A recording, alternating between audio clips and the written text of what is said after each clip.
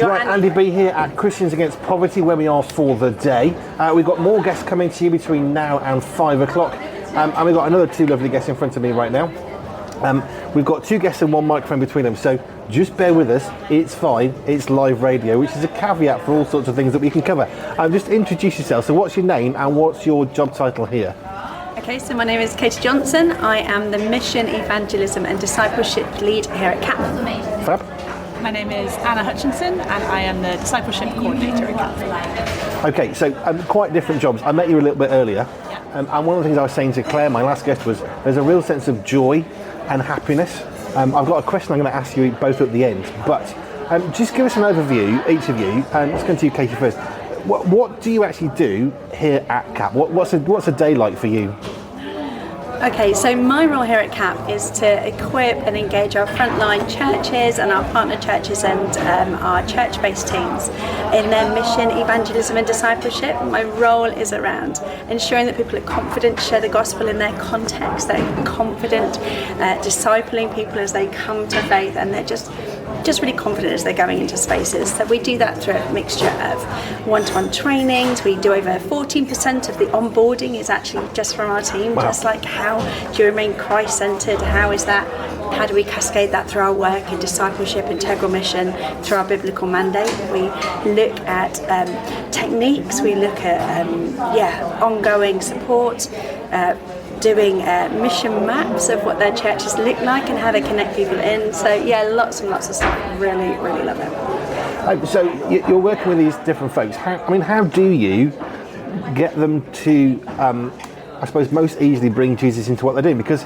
for many of us, we think, oh, that's evangelism, that's a big deal, you need to be Billy Graham for that. But actually, we can all share Jesus, and that is evangelism. So how do you, in your role, get Jesus into the conversation of the people that are out and about that you're supporting? Yeah, it is just really that piece, Jesus said, go and make disciples out of all nations. And I think our spiritual rhythms, which I know that Anna leads, as an organisation, every day we start a day in prayer and worship and celebration. We look at what God is doing in our lives and in the lives of CAP and in our personal lives, and it can't help but overflow. So I work on that overflow. I work on what is God doing in your life, what has He done, where did you meet Him, where is He today? And that just naturally overflows.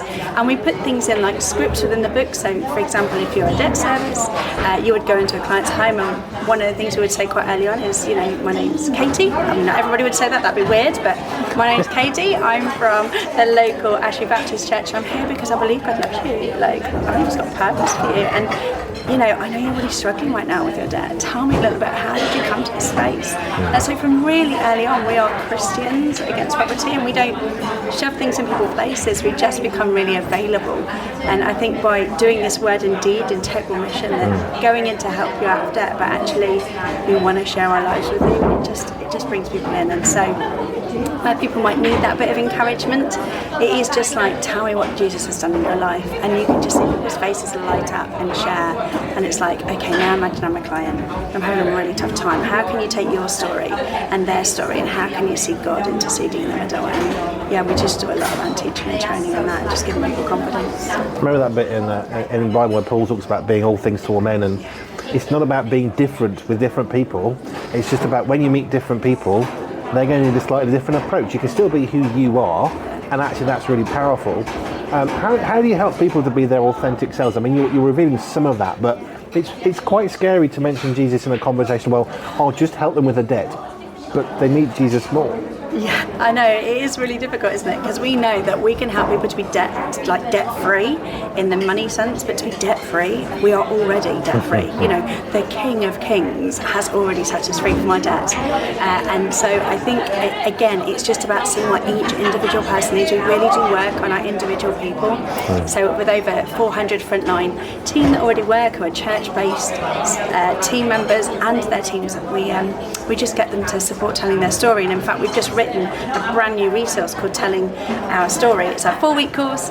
We've just run the pilot, and over the 4 weeks we work with our church-based teams to really fully understand the gospel. Do you understand the 4 broken relationships, with the world, with each other, with God and with ourselves? Do you understand how that plays out in your life?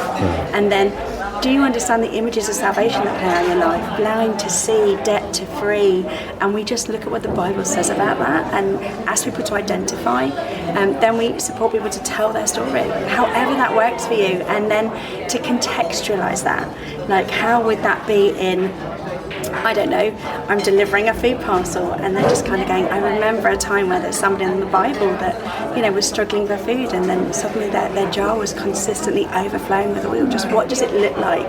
What would it look like to have your cups overflow? Let's pray for that. And it just becomes really natural. And I think offering prayer, and we really do that a lot in our front line, in our church-based teams, we offer prayer. It makes such a difference, and I love that. Let's come across to you, Anna. Yeah, just drag it over, it's fine.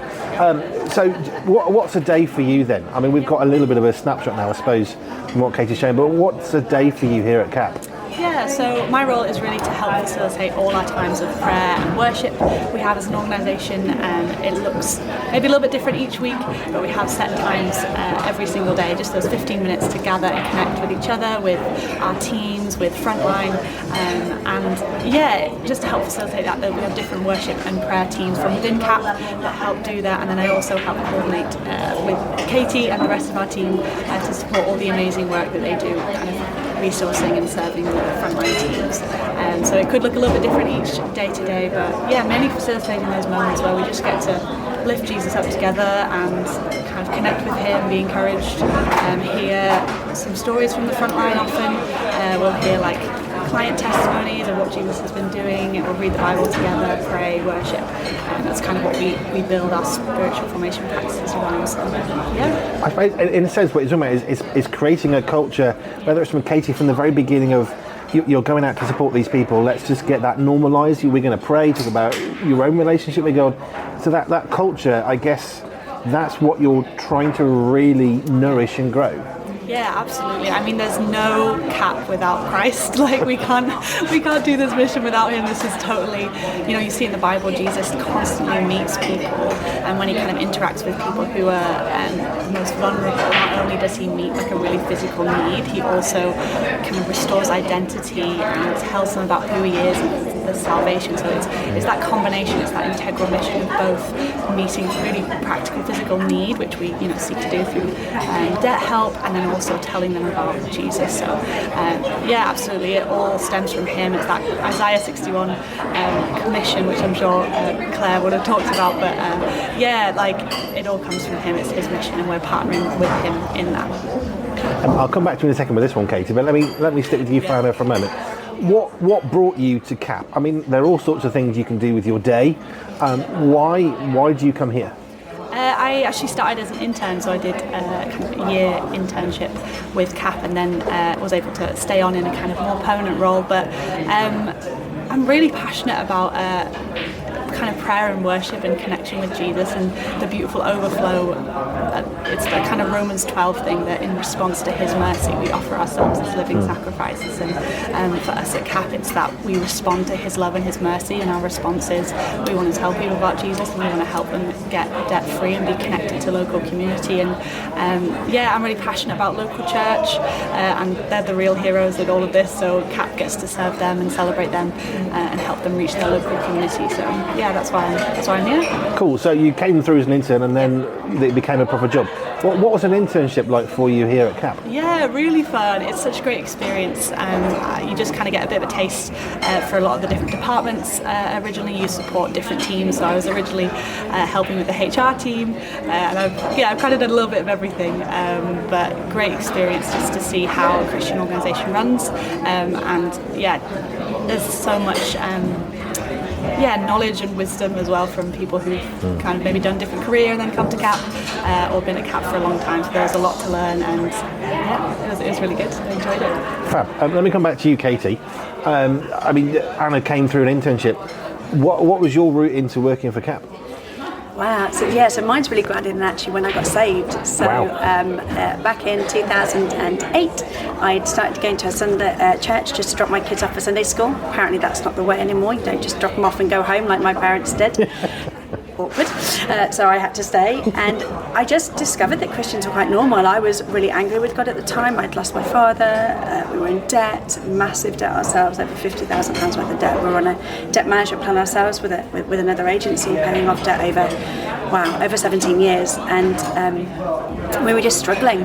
And we were invited to an event what used to be called Grapevine. I think it's called Awaken or something now. So it was with the Ground Level Network. Went to that, and John Kirkby was talking, and he talked about CAP, and I just knew that's what I wanted to do. I wanted to help other people like me who are harassed day and night from 6 in the morning till 10 at night, 17 creditors writing you nasty letters and calling you and telling you I remember once being told that was evil for not paying back my debt. I was just struggling to cope.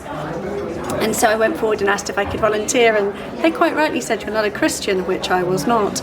And so later on that evening, an event, there was some people were singing, and I just challenged God, like, if you're real, prove it. And he did, and in a moment I was transformed, and I told my husband, and he got saved the next day, and it was all quite a nice story. And then literally we came home from that event, and I applied to work at CAP, and I applied and got a job working as a volunteer, as a money coach, and it took our 17-year debt management plan down to 11 years. Money coaching literally transformed our finances, it transformed our lives, and it probably saved our marriage as well, alongside God. And a couple of years later, I had a few health conditions, but then I applied to be a debt centre manager. We opened a debt centre in a little village called Narborough in Leicestershire, a little rural space, and I did that for 4 years. Then I became an area manager for 10 years, and then for the last 6 months I've been part of the incredible MED team led by Andy Smith, and working alongside Matt Hooper and the beautiful Anna Hutchinson. So it's brilliant. I have had over 15 years here and couldn't be happier. I just love this job. Just coming back to, you met, not met you, John, you met into John, I suppose, and CAP, and I know what a debt management plan is like. We had one. We had 60 grand of debt out of a business that was closed during the recession 2009, and it is a terrifying time. You have people knocking on your door, or let me help you in with the shopping. No, because people have told us not to let you do that. So there was some knowledge that we had, but like you say, it's every waking moment of your life when you're not asleep. Sleep is hard to find. When you're not asleep, it's there in your face, and it's a really hard time. So I'm fascinated that you went to this. I love the fact you went to church to drop your kids off. No, we don't do that anymore. I know lots of people who have that thought, but it got you into the church, and it got you into ultimately a relationship with Jesus, which I can see is just flowing out of you. I think Jesus is the hope of the world, and he sent his people, he sent his church, whether that's people congregated on a Sunday or a group of us together putting together sort of stuff. He sent us to go and share his mission and be his hands and feet. And that church, big up Narborough Congregational Church back in the day, they were beautiful to me. I was unkind. I remember telling them that a Bible was written by men to oppress women, and I would never have anything to do with it. It's insane that I've read it so many times now and love it so much. I was angry and cross and cried all the time, and I challenged a God that I wasn't sure existed, and he just met me. And I know that for every client that is in that space of feeling like it's all too much, should I be here? I can't even manage money. How can I manage anything else? I know that meeting Jesus changes everything, and that I've just never met any other organisation like CAP that does that. And I work and volunteer for quite a few of them, and I just love this space. I love what they do. And let me come back to you with a question that I've made up, which I'm going to ask everybody now. I said there's different things you can do when you come here, but what makes you get up every morning to come into CAP when you're here? Because there's so much difficulty. I mean, you've just shared some of that, Katie, some of your own story. That's the stuff that people are encountering every single day here at CAP, on the phones or emails or whatever. What makes you want to come to work here every day? I just really believe in the mission. I think Jesus is a central part, the central part of this organisation. And as I said, we can't do this without his strength and his mercy and his hope. So I love that I get to kind of incorporate that into my work, and it's such a core part of who I am and who I am as a person, and what I love. So I love that I get to be a really key part to help facilitate worship and prayer. That's some of my favourite things. So yeah, just love that not only is it about lifting Jesus up, but it's also about connecting with the local community, the local church community, and celebrating them. And I've grown up in church kind of all my life, so I love the local church. I know it's not perfect, but I think we just have this call to be really connected to our local community and help the most broken, the most lost, and that's what Jesus came for. And yeah, we get to play a small part in that as CAP and really serve those who need his hope and his love the most.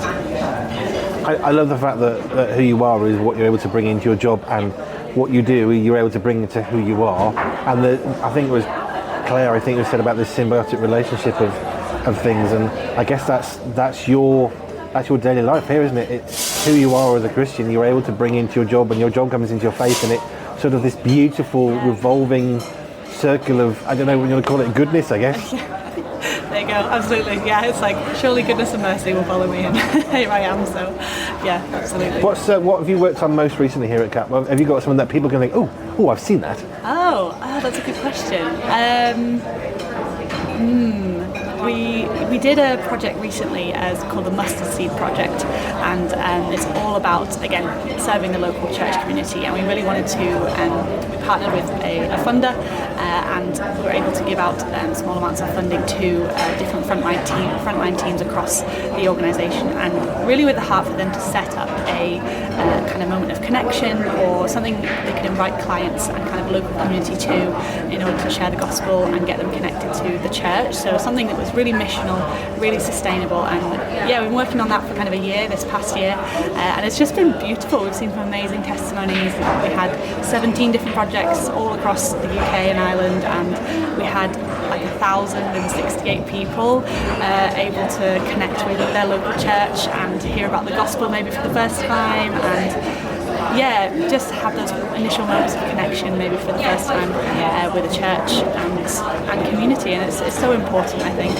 Some people are so lonely out there, and the church can just be that place of warmth and connection, even if they're not sure about Jesus and Christianity, but just that initial step for them. So yeah, a really exciting project we got to work on just this past year. Cool. And then just come back to you, Katie. Same question, what makes you get out of bed? I mean, I think I can guess the answer for you, but let's hear you say it. What gets you out of bed every day to want to come in to work at CAP?